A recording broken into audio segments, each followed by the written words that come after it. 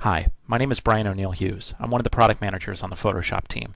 Today I'd like to give you a sneak peek of just some of what we're working on here in our labs. We haven't released this yet, but we wanted to give you an idea of what we're up to.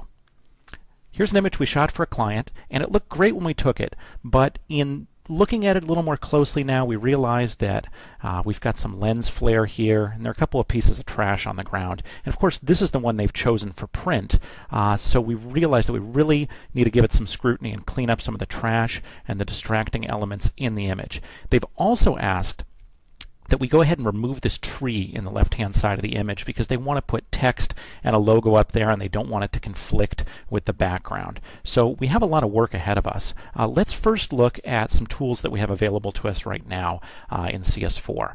Spot Healing Brush is a really great tool, but if I were to try to use it on something like this, you see I pick up artifacts from the background. And if I try to cross a shadow, like this right here, same thing. Doesn't really behave the way I would like it to. So you'll notice that we have a new content-aware option here. And I can come through here, and we can just pull these out really quickly and easily. Don't have to spend a lot of time.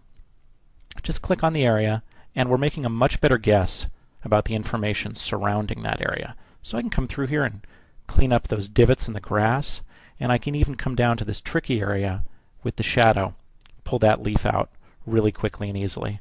Over here, take that out,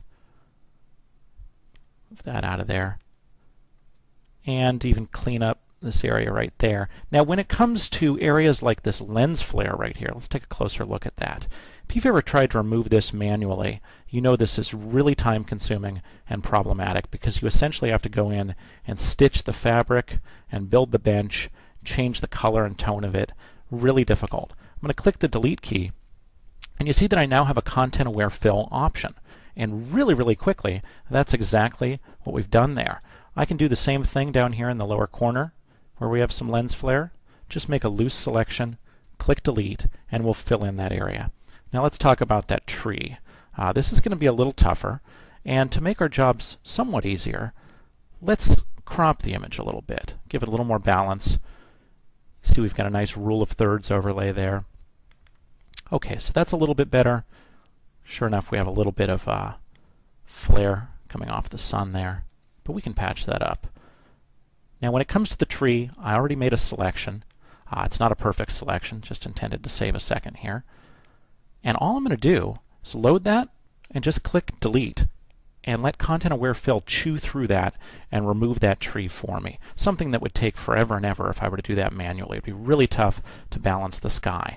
So in just a single click of the mouse, we got really far with that. I can reselect that area, choose to clean it up a little bit more by running content-aware fill on it, and you can see really quickly we've removed our lens flare, we've taken a bunch of trash off the ground, we've removed a couple of poles, and we took out that whole tree. Let's just go back and look at what we started with there. Pretty dramatic difference before and after.